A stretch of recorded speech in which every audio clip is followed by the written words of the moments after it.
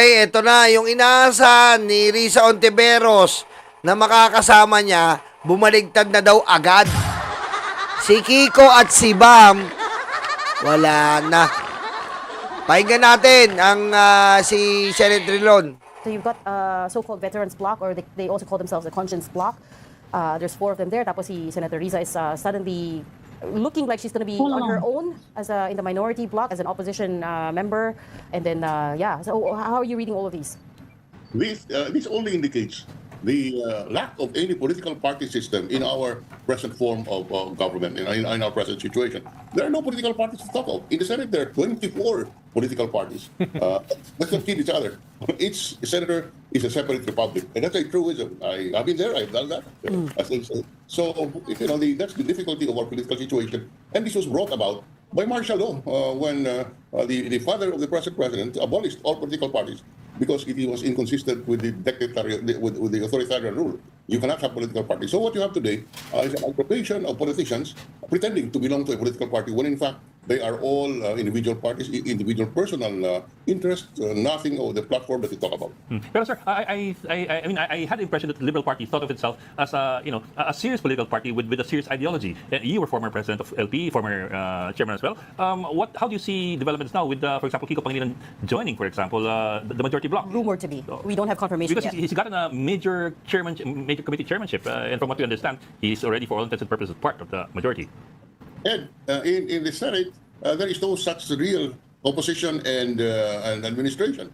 Each senator would like to be independent, to project his own program, his own policies, and the fact that the other thing in the Senate is that everyone, regardless of your affiliation with the administration or with the opposition, you have a committee chairmanship. So the delineation between the majority and minority would always be how do you call this? Mumbled, and nothing. You would not see a clear delineation, so that each senator would take a position on the basis of his own principles and beliefs, nothing to do with the party. So you do not hear of a political whip in our Senate or in the House because these are all individual, how would you call this, agenda.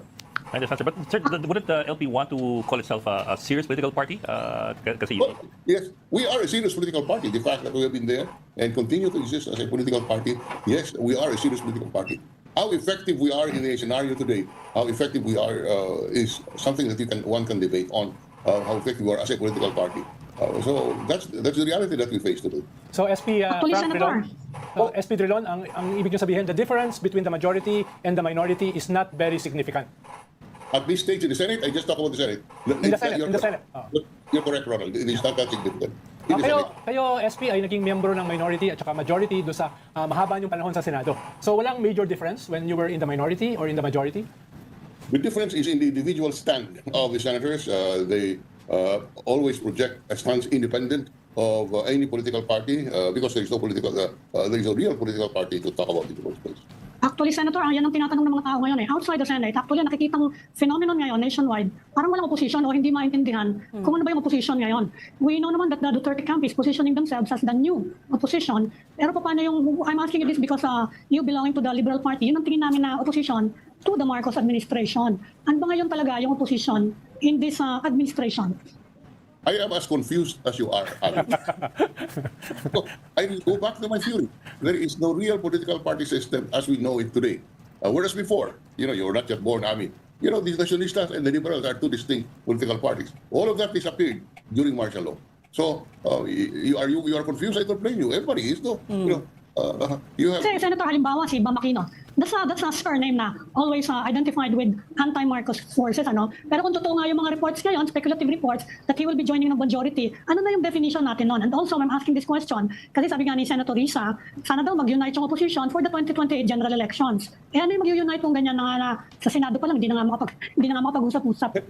There is still an opposition because there are certain one or two senators who do not affiliate themselves with the majority in the Senate. So they are in the perception opposition, but really in the Senate, it's all 24 republics that we talk about.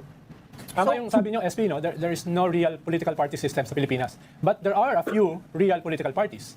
with an ideology, with clear membership, with clear policies, and even an internal whip. Ang tanong ko, SP, paano kung, halimbawa, partido ka na sa Senate, tapos may partido ka na sa Congress, hindi ba pwedeng, di ba dapat at the very least, pareho silang magkasama halimbawa sa majority or sa minority? Halimbawa, si Senator Laila de Lima nasa minority sa Congress. No? Tapos yung party mate niya, si Kiko, nasa majority naman sa Senate. Di ba magkakaroon ng kanyon ng kaunting problema? Halimbawa, si Senator Risa, minority sa Senate, pero yung kanyang partido, sila Chel Jokno, minority din sa Congress. Hindi pwedeng maging magkaiba sila. Yes, sir. Also, confusion in the part of the public. That only confirms what I said, that there is no real political party as we understand it today, because there is no platform that, I mean, there is Yan nga mahirap dyan eh. Ayan nga. Hindi katulad talaga ni Risa Ontiveros na talagang may paninindigan. Hindi ko naman sinasabing walang paninindigan si Kiko at Bam. 'Di ba? Ang sinasabi natin dito, yung talagang sinusuportahan mo. Siyempre, pag bumoto ka ng majority, bumoto ka kay Chis Escudero. 'Di ba? Dapat nga, kung pinaglalaban mo at nakikita mo na si Chis Escudero ay hindi nararapat na isang Senate President, hindi mo iboboto. 'Di ba? Kahit na sabihin mong hindi ka bigyan ng mga magagandang committee, at least, senador ka, meron kang karapatan na ipaglaban ang katotohanan. Yun ang importante doon eh. Ang importante doon ay senador ka at meron kang karapatan na ipaglaban ang katotohanan. Ang mahirap kasi na nangyayari ngayon, 'di ba? Nagiging tuta. Anong tuta? Kailangan magpakatuta ka sa isang Senate President para maibigay ang gusto mong komite. Diba? Oh. Diba? Ganyan yan eh. So dapat ang gawin kung talagang sinasabi nila Kiko at Bam na sila ay para sa taong bayan o para sa pagbabago ng Senado, ipakita nila. Si Kiko at Bam sinasabi nila kailangan i-4-tweet. Ngayon, boboto ka pala sa hindi nagbibigay ng 4-tweet. Wala kang puso, hayop ka! Diba? Yun eh. Kasi sorry mga kakamping ka, hindi ko binabanatan kayo, mga kakamping. Ine-explain ko bakit merong isang Risa Ontiveros na may stand sa lahat. Yun yung i-consider nyo mga kakamping. Bakit si Risa Ontiveros? Handa siyang mawala ang lahat sa kanya basta yung paninindigan niya para sa taong bayan nandoon. Diba? Bakit may Risa Ontiveros? May pamantayan kasi tayo. Yun ang mahirap dito. May pamantayan tayo na Risa Ontiveros. Na kung ano yung stand niya, yun ang sasabihin niya. May mga pagkakataon hindi tayo sang-ayon kay Risa. Katulad yan, yung bill na about early sex yung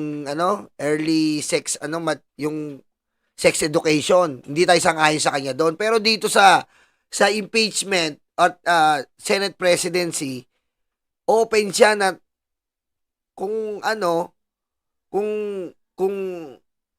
sakasakali, kaya niya maging independent. Kung hindi man siya minority, kaya niya maging independent. Pero ito, sila Kiko at Bam, ano to? Akala ko ba basta kakamping o pink o dilaw, talagang para sa katotohanan. Mapupulaan kayo niyan. Nag-iiba yata ng motibo ang mga kakamping at dilaw. Mga purist pa naman kayo. Diba? Mga purist pa naman itong mga kakamping at dilaw. Na kaya nilang, katulad nga sabi ni Senator Drilon, na if kapag nasa majority ka, hindi ka opposition.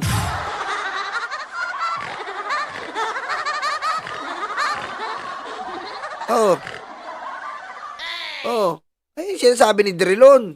is the commonality in the platforms that each member of Congress would stand on. Let's not kid ourselves. I will be happy to be proven wrong, but from what I see, there is no real political party system as we know it before. Mayayari sila Kiko at Bam dito kasi nga hindi ganito ang sistema eh. Hindi ganito. 'Di ba binoto sila ng mga kakamping at dilaw dahil naniniwala sila na ang kakamping at dilaw may sariling disposisyon yan, may sariling posisyon. 'Di ba? O katulad ni Risa Ontiveros, may sariling posisyon na alam niya yung ginagawa niya. Oh. 'Di ba? Hindi, Mr. Densyo 19, si ano na nga eh, si Drillo na nagsasalita, nire-reactionan lang natin. Ang ibig ko nga sabihin, ang dinadahilan daw nila Kiko at Bam dahil sa komite. Hindi naman, di ba? Ano yun, parang Erwin Tulfo dahil kay Kuya?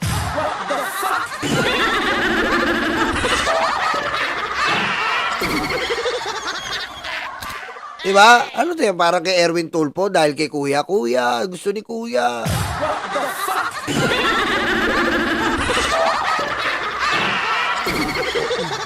I hear what you're saying, Senator, about the 24 republics. Everyone has their own individual agenda. But to follow up on Ami's question, I think it feels personal to a lot of people because they voted for Bam and Kiko specifically so they could be with Senator Risa in the minority bloc. Oh, yan. So this feels like a betrayal to a lot of people.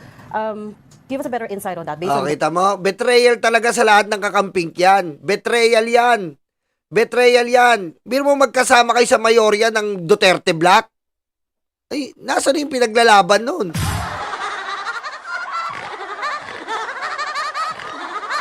Oh. Biro nyo kung pupunta doon si Kiko at Bam, kasama niya sa mayorya ang Duterte Black. Kasama niya sa mayorya yon. Ano yun? Asa na pinaglalaban?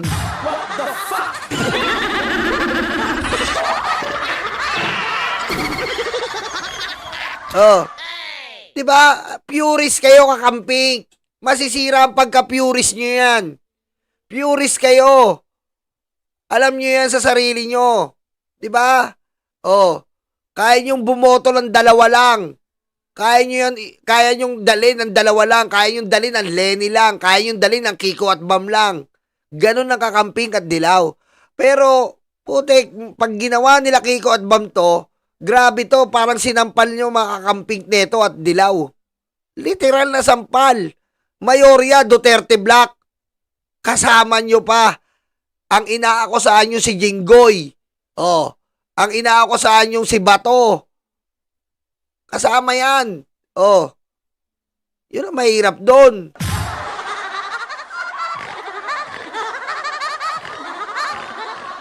Oh. what you know of these two gentlemen, are they doing the right thing? Strategic pragmatism lang ba ito? Or a sign of a change in direction for them? Well, in the first place, I don't think they have changed directions. Bumps campaigned on the platform of education. Kiko campaigned on the platform of food security. Well, that's precisely what they are pursuing by getting into the majority bloc to head the committees which on which they stood as an issue when they were campaigning. So again, the situation just confirms what I said, that there is no real political party system. There are individual and personal platforms that is being promoted. But sir, there also does appear to be some disappointment on the part of the camp of Senator Risa Ontiveros, who was expecting them to join her as independents. I mean, as political independents. Minority. I know what you mean. Wait. It doesn't mean that they... Hindi mo ko naiintindihan. Hindi mo ko naiintindihan eh.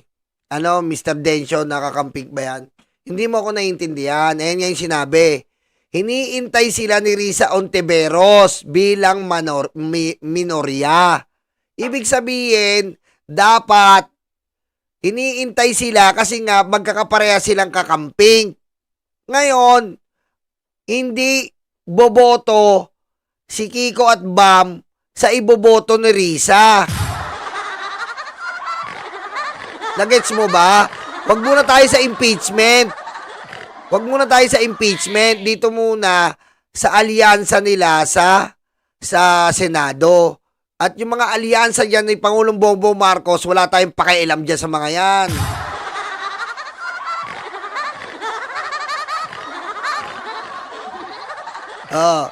Ngayon, ang mangyayari, eto na. Ang matitira na lang si Risa. Baka makasama niya si Tito Soto at si Lacson. Yan ang matitira. Oh. Ngayon, nasa na yung Kiko at Bam? Yun ang sabi ng commentator. Dahil iniintay sila ni Risa eh.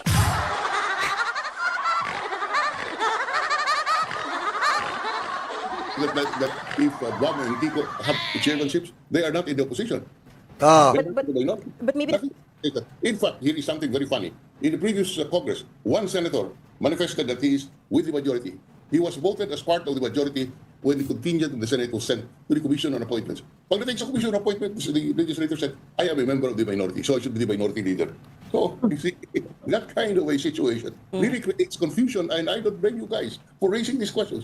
These are valid questions, but it is brought about by the kind of setup we have today. Senator, tanong ko lang because you belong to the Liberal Party, which is identified nga with the forces that are not in alliance with the, yung gano'n lang, hindi na lang opposition, that are not in alliance with the Marcos administration. Meron ba kayong efforts to consolidate nga for the 2028 races para magkaroon ng, inaasahan ng mga tao kasi magkakaroon ng third force. Pero lumalabas ngayon, mukhang magiging super majority nga ang mga forces allied with the Marcoses at magiging opposition, yung kabila lang, Duterte. Magkakaroon ng polarization. Yun ang sinasabi ng Duterte campaign na yung dating opposition, sabi nila hindi na opposition yan, kami na opposition ngayon, kakampi na sila ng administrasyon. Why? Who is in the Marcos camp today, insofar as the Senate is concerned? Wala. Hindi, kapag ganyan nga na, if you are Wala naman wala naman alam mo, diyan sa Senado, ang tanging na lang ng ewan ko, ang tanging ang ginawa kasi ni BBM, 'di ba? Si Tolentino bumaligtad. Si Lacson, si Tito Sen, hindi pa natin maano kasi independent sila na sumama sa iba't iba ang kasi diyan, yung alyansa kasi iba't ibang party list. Kaya hindi mo masabi na talagang solid BBM. Kumbaga pinagsama-sama ni BBM yan para matulungan. Ngayon, bahala na kayo, hindi naman siya naghihingi ng kapalit. Kita nyo, wala namang hinihingi kapalit si BBM. Kasi kung may hinihinging kapalit yan, dapat minanipulan niya na yung impeachment. Pero walang pa kayong Pangulo sa impeachment. Ayaw niya pa nga eh. Oh. Di ba? with the majority, ang tingin nila, you're with the administration. Not necessarily with Bongbong Marcos, but with the majority na identified na kaibigan ng administrasyon. Ganon yun, na even in the House, they're talking about a super majority supporting the majority. Kaya ang tingin nila, bakit asan yung position? Ami, look at the supporters of Chis Escudero. Are they not all identified, or most, the majority of them, identified with the Duterte camp? So why are you saying that that if you're in the majority, you're with the Marcos administration? No, so again, confusion.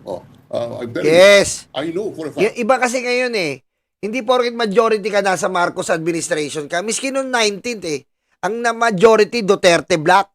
Majority yon Duterte Black. Pero Marcos administration ba yon? Hindi. Di ba? Di ba? Ang pinupunto natin dito is regarding Risa Ontiveros, Kiko at Bam. Yun ang inaano natin. Na nagugulat lang po tayo ngayon na magmamajority itong dalawa. Kasi pag nagmajority yan, tandaan nyo, pag nagmajority po yan, sila po ang haharang sa mayorya. Para hindi po kayo malito halimbawa may bill. Si Risa Ontiveros ang tatayo para i-scrutinize yun. Ngayon, magkakaroon ng i-scrutinize ni Risa Ontiveros si Kiko at si Bam. Ganun po ang sitwasyon sa plenaryo niyan. Hindi nga hindi nyo ako magets Di ba nanonood kayo ng Senate? Di ba? Pag may bill, nakikita nyo yung ginagawa ni Risa, kumukontra siya sa mayorya.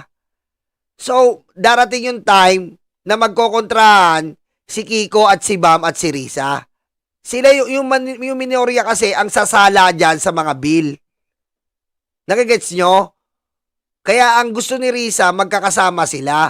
Sila ang magsasala ng mga bill na inihain netong mayorya. Ganun po yan. Nakigets nyo ba?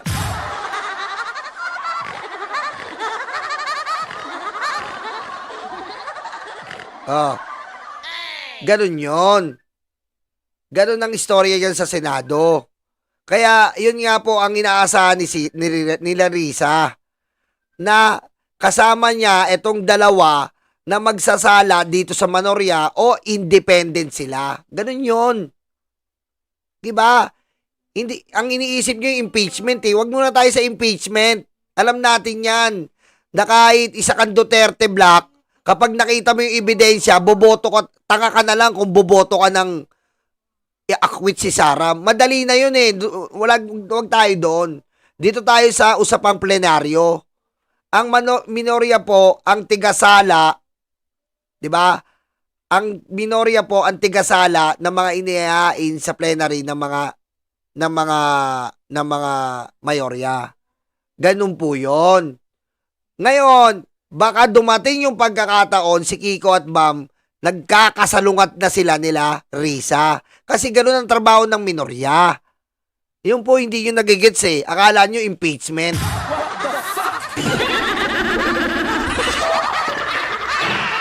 Sa regular Senate session tayo.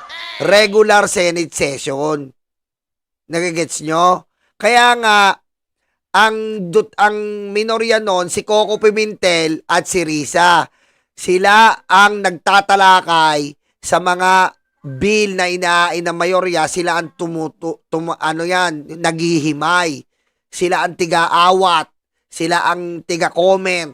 Ayun yon. Gets? That a majority of those supported by the Duterte camp in the last election are now holding the majority in the Senate.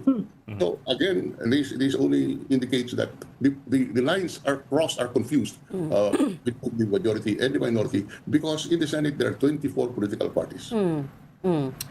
With the committee chairmanship, Senator, I guess if we were to delve a bit deeper there, the worry is that at what price did these chairmanships come at, right? So for example, Senator Mig Zubiri pointed out that feeling niya nasa sideline sila, right? They're not getting any real important committees. In fact, he joked at a press conference that he belongs to a GC called the Slap Soil Group, Hampas Lupa Group, because they're not getting any of the important committee chairmanships. So if Senator Bam did get what he wanted, which is education, Senator Kiko did get what he wanted, which is agriculture, at what price did these committee chairmanships come, right? There's got to be a trade-off. What price? The vote of the Senate President. That's the price that they pay. So if you are with the majority, you vote for whoever is the candidate of the majority, and you negotiate on the committee that you would chair, given your mandate and given your program. Oh, yan, kita mo. If you are the majority, sabi ni binoto mo si Cheese Escudero. If you are a majority, nakipagkasundo ka para sa committee. Yan yung sinasabi ni Drilon. Ganun yun eh. Ibig sabihin, pabor sila kay Cheese Escudero.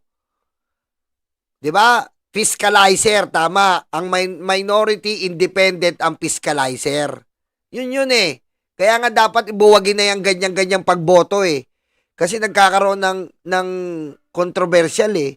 Kailangan iboto mo ko para mabigyan kita ng magandang committee. Ang pangit pakinggan. Ngayon, ayan nga. Ayun. Ibig sabihin, iboboto ni Kiko at Bam si Cheese Escudero. Malinaw yan.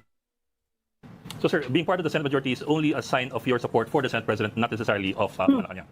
Yes, you can put it that way. That could remove some of the confusion. The majority is not necessarily the majority supporting the administration, because, I repeat, each senator would stand on his own agenda and platform. Oh, ibig sabihin naman daw, kapag bumoto ka ng Senate President, doesn't mean na sinusuporta mo yung Malacanang. Tama rin yun. Tama rin yun. Kasi nga po, dito lang po kay BBM nagkaroon ng ganito. Anong nagkaroon, Yolo? Na independent sobra. Sobrang kalayaan ang nangyayari. Bakit? Kasi nung panahon po ni Erap, Bilyar. Diba? Hindi ko alam kung sino Senate President noon eh. Basta ganyan. Panahon ni Duterte, Cayetano,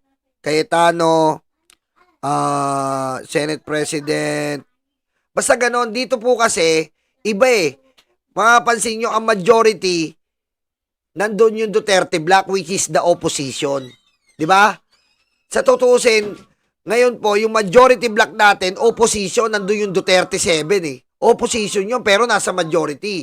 Kasi ang kadalasan nasa majority ay nasa admin. Ngayon, hindi po. Super maano si BBM eh. Ang majority ng Senado ngayon, opposition. Parang baligtad. Baligtad ang nangyayari ngayon. Di ba? Ang lumalabas ngayon, ang mga opposition nasa majority. Baligtad ngayon. Kasi nasa majority ngayon, Duterte 7, nagalit sa administration. Baligtad ngayon eh. Di ba? For example, when it comes to the impeachment, I know then they transform into an Yes. impeachment court. But when it comes to the impeachment, for example, do we still expect, or should we still expect, the center judges to vote according to those Allegiances. lines, those allegiances, between Mig Zubiri and Chis Escudero, o watak-watak na yan? You're talking about a different animal altogether. Dagdag sana sa SP doon sa tanong ni Ed, dahil we're not existing in a vacuum, ang nangyari kasi this past 2 months, malinaw yung mga actuations at saka position ni Senate President Chis Escudero vis-a-vis impeachment. Diba? So, does that mean yung support kay Chis Escudero is also a support for his position on impeachment? Well, you can say that maybe, but it is quite obvious that there were some concessions made behind the scenes. We do not know what that is, but the majority was formed on the basis of alliances on certain issues, and we just have to wait and see. For example, the first issue that will come up, Ronald, will the Senate try the impeachment complaint or will it dismiss outside? That's the first issue. And here, kanya-kanyang position and kanya-kanyang commitment. So, because there is no political party to talk about, But- the crucial issue when the opening of Congress comes, insofar as the Senate is concerned, will there be a trial on the impeachment? My reading is that this case will end up in the Supreme Court. There are so many legal issues raised, and I am concerned that there will be no trial, but the issue of jurisdiction will be immediately raised. But it is also Actually, your opinion, Senator, nababasa niyo ba si President Marcos? Kasi yung actuations ni Senator Cheese, meron ding speculation na he is actually, it's consistent actually with the public position of the President na ayaw niya yung impeachment. Hindi pa nagbabago yung posisyon na yun ni President Marcos actually na wala siyang nakikitang dahilan para i-impeach yung kanyang dating partner sa unit team. Yeah, I have stopped trying to analyze those things, Amy, because I could never figure out, what it is. So I'm at a loss as to how. Maganda yun ha.